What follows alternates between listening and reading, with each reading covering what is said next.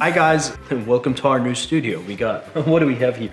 Behind me we have a refrigerator that has a British flag, and I'm sitting on an Ottoman couch, and this is our new studio. What do you think?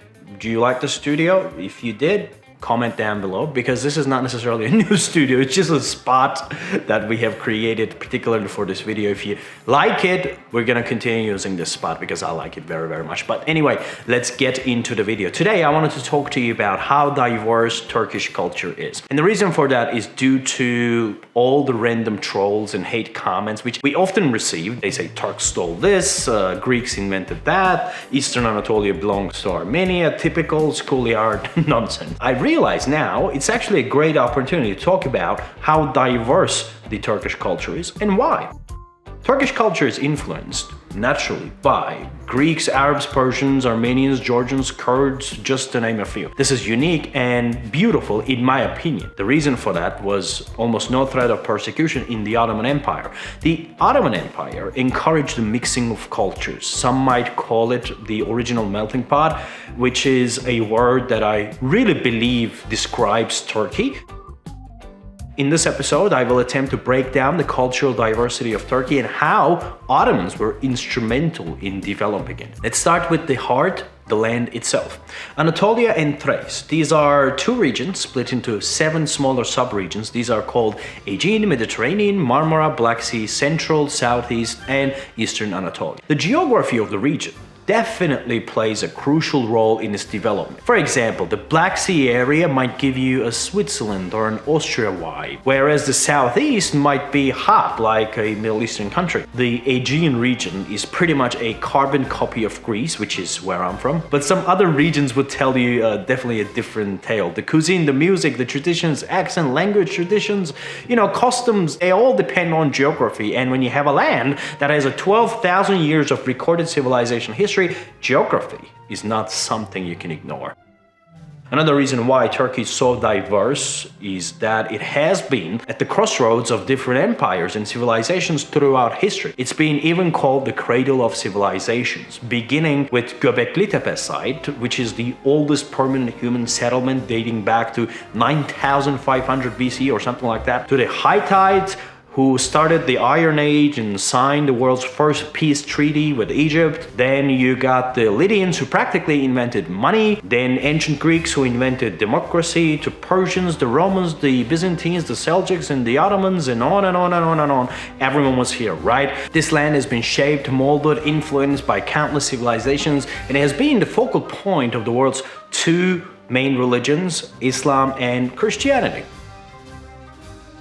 The rich diversity comes to life when it comes to the Turkish cuisine as well, which is largely a heritage of the Ottoman cuisine. It can be described as the fusion and refinement of Middle Eastern, Mediterranean, Balkan, Central Asian, Armenian, and Georgian cuisines coming together. In turn, Turkish cuisine has influenced those and other cuisines like the Central and Western Europe. Who do you think invented yogurt? I mean, we did it. It's one of the, Do not say Greek yogurt. Yoel, what are you eating, man? Just some Greek yogurt. Greek yogurt? What? One of very few inventions by Turks. I mean, it's not a great thing. But anyway, for example, arabesque is a very popular genre in Turkey. As its name suggests, it's an Arabic-influenced music genre. So all that influence naturally results in different, countries or peoples laying claim to certain recipes or musical instruments or music genres, such as Greeks are claiming baklava to be theirs, or Arabs are saying they invented kebab, and kemençe, kind of like a small 3-stringed violin, is one of the most disputed items, with many claiming to be the originator of, and it doesn't end there. Many cities in Western Turkey, like Izmir, Bursa, Antalya, still have townships with Greek names. Not just the names though, the overall architecture is also been heavily influenced. And when you take a look at, the buildings in Bodrum and the ones in Mardin, you can clearly tell these cities are completely different in all aspects. One side, you have a Greek-influenced city in Bodrum. On the other side, you have an Assyrian Christian-inspired city design. You would normally not expect to find such diversity in just one particular country. The architecture in Turkey takes inspiration and influence from many others as well. Like, for example, we're talking about Istanbul, right? Cihangir is a neighborhood that has a Genoese architecture, but if you go down the road to Shishli, you're gonna be greeted by the Armenian architecture.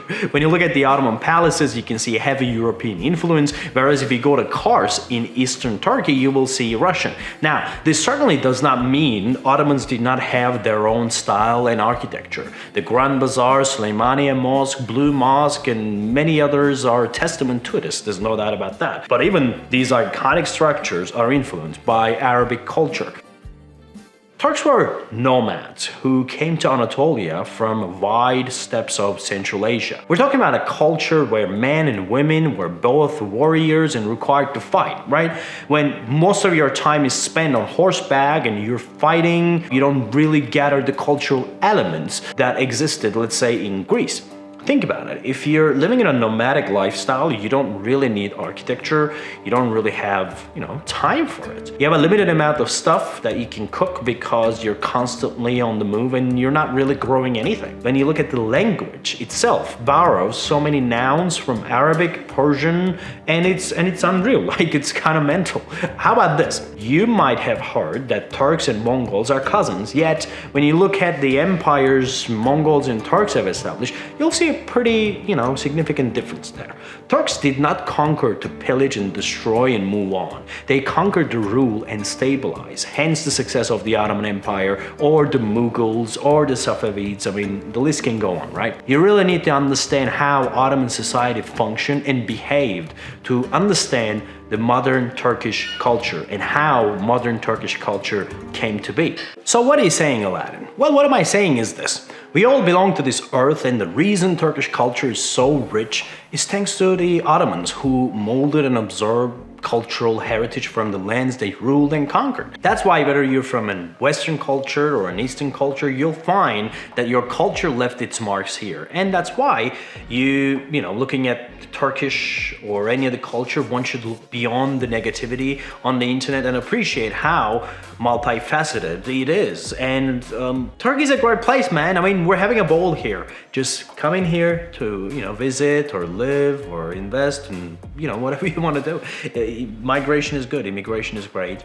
Come in, we're an open society, and I love that. And one thing I love about this immigration thingy and then the migration is, we have world cuisine here. I like it, man. I like world cuisine. I like Lebanese cuisine, the Syrian, the Chinese, the Japanese, and everything. That's lacking. Another good business idea, if you guys are planning to do, set up a really, really nice Italian restaurants, for my Italians out there, Turkey is a great place. We have a lot of Italian restaurants, but we need a great Italian restaurant. And also, Lebanese guys, you guys want to set up a great Lebanese restaurant, please do that. Restaurants, man, Indians, Indian restaurant in Turkey. We are in need. I am in need myself. I need a good Indian restaurant that has a nice delivery, nice takeaway. We have that problem here. So please come in here and set up those restaurants. If you guys have any ideas, please comment down below.